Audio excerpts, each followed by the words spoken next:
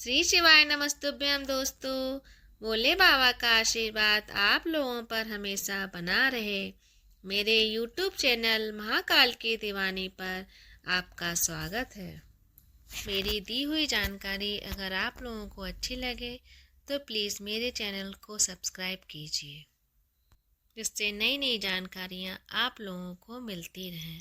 भगवान शंकर शिव के मस्तक पर, पिंडी पर, शिवलिंग पर धतूरा पहली बार चढ़ाया गया तो फुलेरा दूज का दिन था। इसलिए शिव महापुराण की कथा कहती है जिस दिन कोई मुहूर्त नहीं हो, कोई काम नहीं हो, उस दिन केवल फुलेरा दूज के दिन आप किसी भी दुकान का, व्यापार का, व्यवसाय का, जन्म का, आदि का कोई भी मुहूर्त कर लो, वो कभी ठप नहीं हो सकता, वो बढ़कर ही चलेगा। सारी जिंदगी के कांटे निकल जाते हैं, सारी जिंदगी के कांटे समाप्त हो जाते हैं। फुलेरा दूज कहते हैं दुनिया में सब दिन का दान, सब दिन का पुण्य समाप्त हो सकता है, और फुलेरा दूज का दान, पुण्य, सत्कर्म, भजन, कीर्तन, नाम स्मरण समाप्त नहीं होता। चक्कर आ जाते हो, अचानक गिर जाते हो, हापड़ी भराने लगती हो, थोड़ा सा चलने पर श्वास फूल जाती हो, ज्यादा चढ़ने पर, उनके लिए विशेष है कि धतूरे की जड़ को, धतूरे का जो फल होता है उसकी जड़ महाराज निकाल कर, धोकर, उसको घिस कर शंकर भगवान पर उसका लेपन कर दीजिए। थोड़ी सी जड़ शिव जी पर चढ़ा दीजिए। फुलेरा दूज के दिन उस जड़ को पानी चढ़ाकर वापिस लेकर आ जाइए।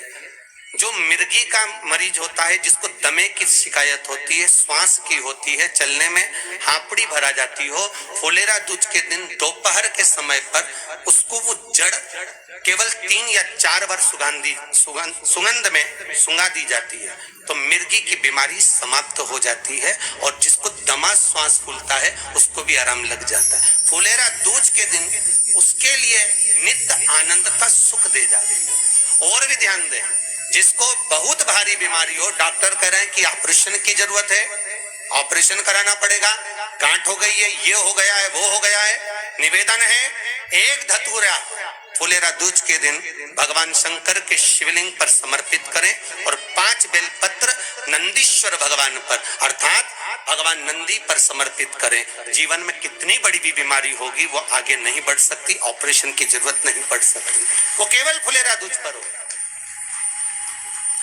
केवल फुलेरा दूज के दिन, उसके सिवाय नहीं। और वो 15 मार्च को है, मौका मिला है, आनंद से।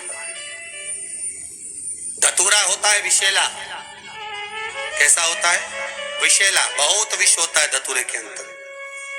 पर महाराज भगवान शिव को वो समर्पित किया जाता है जैसे पार्वती जी को लगा जब कोई साथ नहीं दे रहा, पार्वती जी को लगा जब कहीं से सुख का अनुभव नहीं हो रहा, आनंद का अनुभव नहीं हो रहा, पार्वती जी ले गई धतूरा, पार्वती मैया ले गई उस बेलपत्र को शिव को। और प्रयास करना, अगर दुख है तो एक धतूरा समर्पित कर कर 1 लोटा पानी अवश्य समर्पित कर। उनके लिए भी कहूंगा जिनको शरीर में दाद हो जाती है, खाज हो जाती है, या खुजलियों का क्रम हो जाता है, उनके लिए भी महाराज धतूरे का पानी, धतूरा 1 लोटे में डाल दो, पानी रख दो, उसमें उसके अंदर थोड़ा सा चंदन डालकर वो पानी शिव जी को समर्पित कर दो।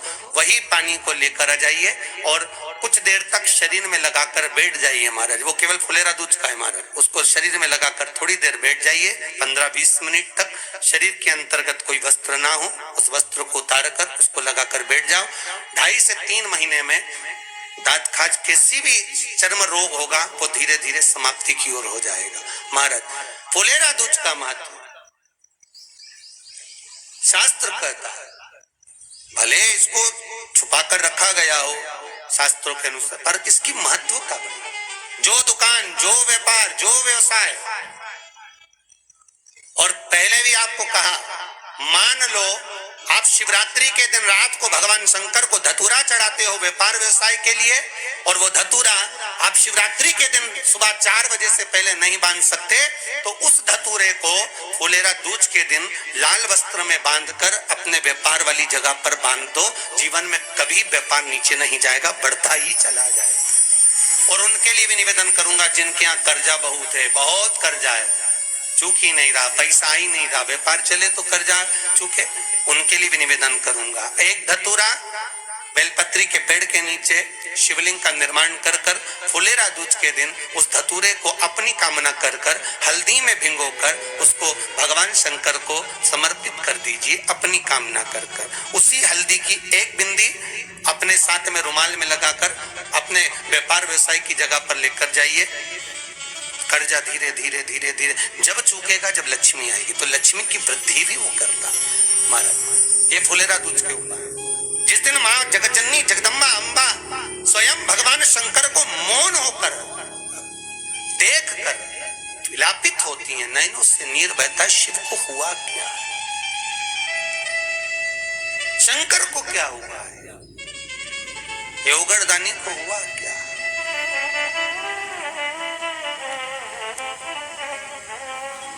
नयन जलता मैं तो बैठी थी गंगा किनारे, मैं तो बैठी थी गंगा किनारे,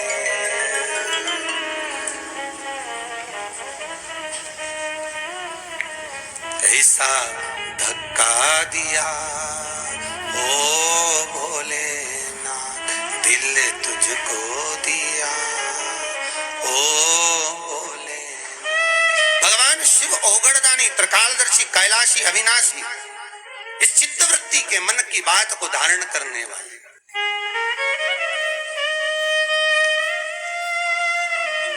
जिन लड़का और लड़की का विवाह नहीं हो रहा है, महाराज विवाह के लिए बहुत परेशान हो गए, उनके लिए भी 5 बेलपत्र, 1 धतूरा, 5 शमी पत्र अशोक सुंदरी वाले स्थान पर, चाहे मंगल हो, चाहे राहु हो, चाहे केतु हो, सारे ग्रह भले अनुकूल है नहीं है, प्रतिकूल है नहीं है, वो अपने अनुसार उसको लेकर शमी पत्र, बेलपत्र और धतूरा हाथ की हथेली में रखकर, जिसका मंगल विवाह नहीं हो रहा, बहुत कष्टप्रद है, हाथ में रखकर अशोक सुंदरी, अशोक सुंदरी का स्थान सबको मालूम है ना, भगवान शंकर की जलाधारी पर